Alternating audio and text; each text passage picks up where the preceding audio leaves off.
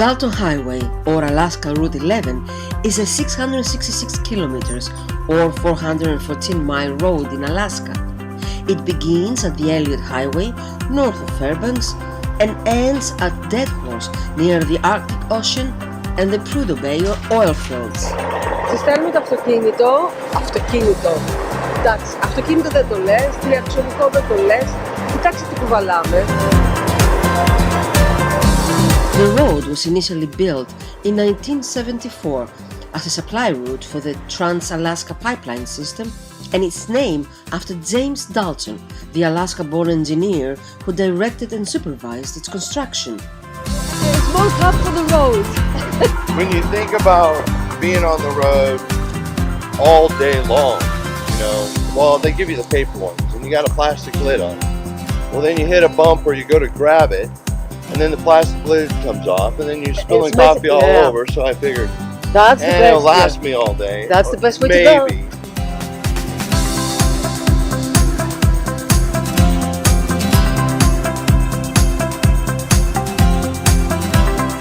Okay, so the trees that are out here, the shorter trees, they're close to 100 years old because they only get water for 3 months, so they don't grow as fast as other trees do. The highway runs parallel to the Trans-Alaska Pipeline system, and despite its black, isolated and remote setting, it is often navigated by anything up to 150 trucks in summer and 250 trucks in the winter.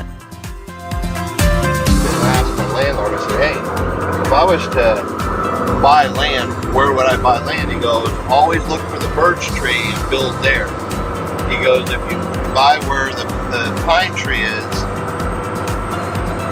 you don't want your house is going to sink, so, and you're going to have to jack it up or a couple times a year. Few roads in the world offer the degree of isolation as the James Dalton Highway. Και φτάνουμε στο σημείο από όπου ξεκινάει ο αυτοκινητόδρομος Dalton. Θεωρείται ότι είναι ο πιο μοναχικός, ο πιο επικίνδυνος δρόμος στον κόσμο. Θα έχει πάρα πολύ πλάκα. Yes!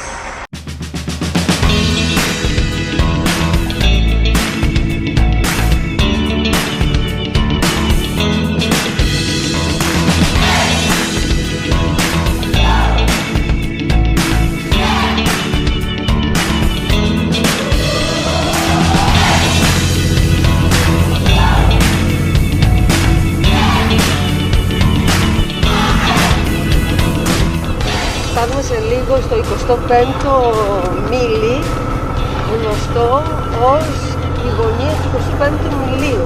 Αυτό είναι μια πολύ σημαντική γωνία του δρόμου.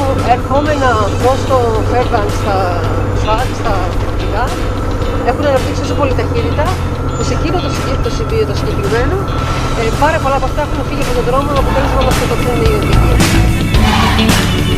The road itself is mostly gravel, very primitive in places, and small vehicles and motorcycle traffic carry significant risk. The nearest medical facilities are in Fairbanks and Dead Horse.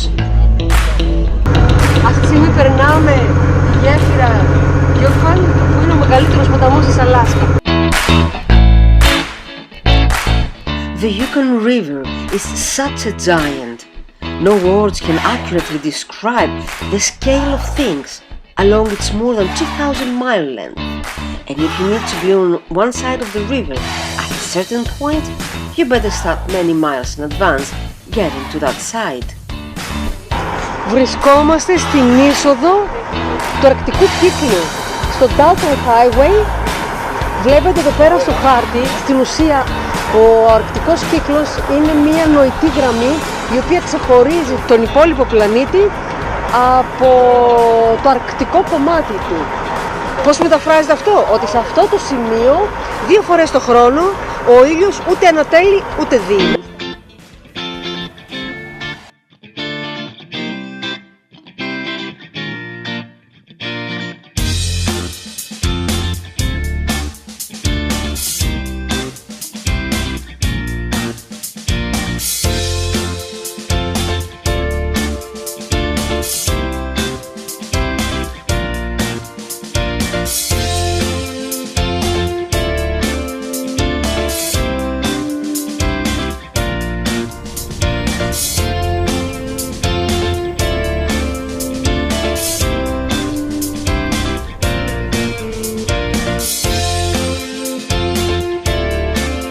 anyone embarking on a journey on the Dalton is encouraged to bring survival gear.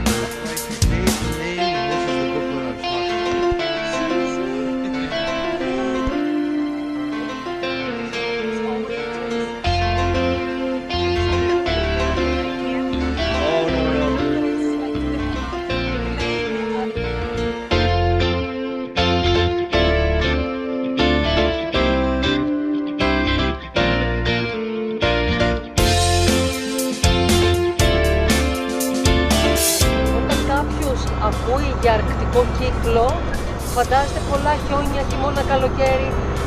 Αυτή τη στιγμή είμαστε μέσα στον αρκτικό κύκλο, είναι το τέλος του καλοκαιριού, έχουν αρχίσει να κυτρινίζουν τα δέντρα και η φύση θα πάρει μία εβδομάδα, όχι παραπάνω, μέχρι να κυτρινίζουν όλα και να προετοιμαστεί το περιβάλλον για τη χειμερινή του περίοδο.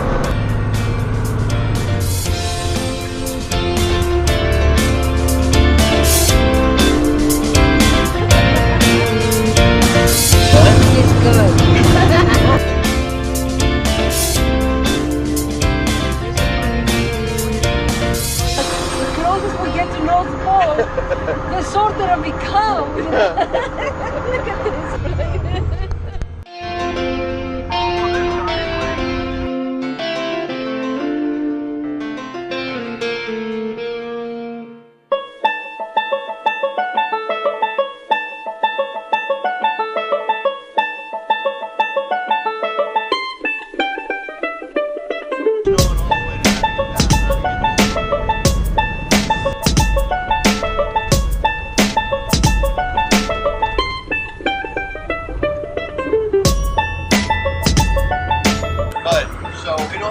Change just to drive up the snow and ice. We also use it to go through the mud too.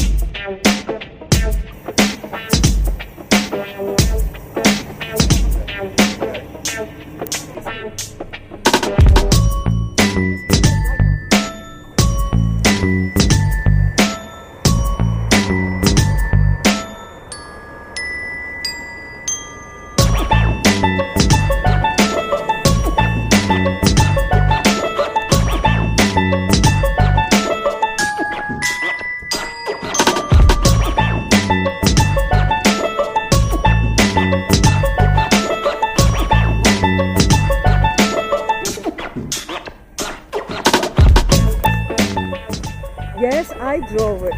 Yes. Oh, yes. Η ρόδα είναι πιο ψηλή από μένα, αλλά το οδήγησα γιατί φοράω το μαγικό καπέλο. Στην ελληνική πυροσβεστική κέρδα, λοιπόν, στην Αλάσκα, 200 μίλια από τον Ατλαντικό ωκεανό.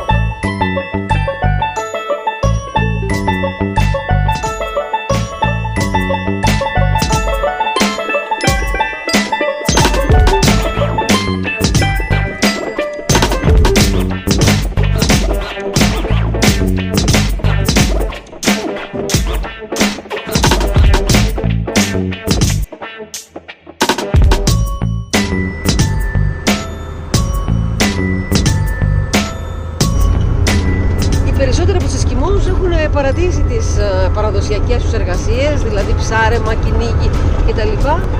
Δουλεύουν περισσότερο σε εγκαταστάσεις πετρελαίου που βρίσκονται εδώ πάνω, στο Fairbanks και στον Αρκτικό κύκλο.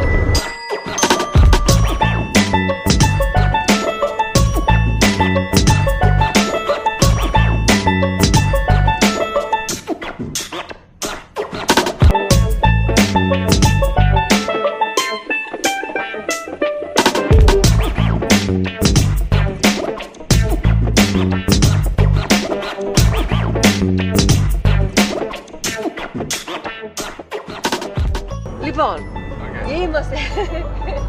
είμαστε ακόμα στο Dalton, έχουμε μπροστά μας άλλα 350 μίλια για να φτάσουμε στο Fairbanks. Μάθαμε για τις αρκούδες, έχει πάρα πολλές αρκούδες εδώ. Εάν σε πλησιάσει καφέ αρκούδα, μπορείς να την ξεγελάσεις, να ξαπλώσεις και να κάνεις ότι είσαι πεθαμένος και θα σε αφήσει ήσυχο.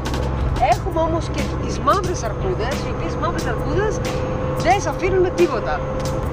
Για τη μαύρη αρκούδα, αν σε κυνηγήσει και δεν έχεις όπλο μαζί σου, συνήθως όλοι κουβαλούν όπλα, εάν δεν έχεις όπλο, βάζεις το χέρι μέσα στο στόμα της μαύρης αρκούδας για να τις κλείσεις στον αεραγωγό. Βέβαια θα χάσεις ένα χέρι, αλλά δεν είναι ένα χέρι μπροστά στην νεότητα, δηλαδή στο να ζήσει.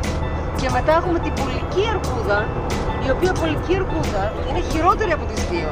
Εάν δεις πολική αρκούδα, θα τη δεις μια φορά και μετά πρέπει να τρέξεις να πάρεις το όπλο σου. Γιατί η πολική αρκούδα θα σε κυνηγήσει, είσαι το θύραμά της. Οπότε θα σε περιτριγυρίσει μέχρι να βρει την ευκαιρία που θα της γυρίσει την πλάτη για να σου ορμήξει. Γιατί ακόμα και αν δεν πεινάει, θα πεινάσει εκείνη την ώρα.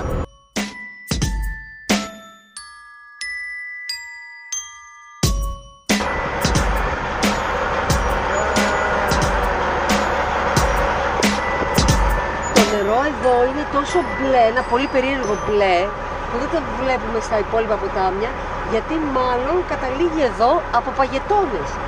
Γι' αυτό έχει αυτό το γαλάζιο, το περίεργο, που βέβαια εμείς στην Ελλάδα το έχουμε πολύ συχνό φαινόμενο, αλλά αυτό το συγκεκριμένο μπλε έρχεται από παγετώνα που λιώνει.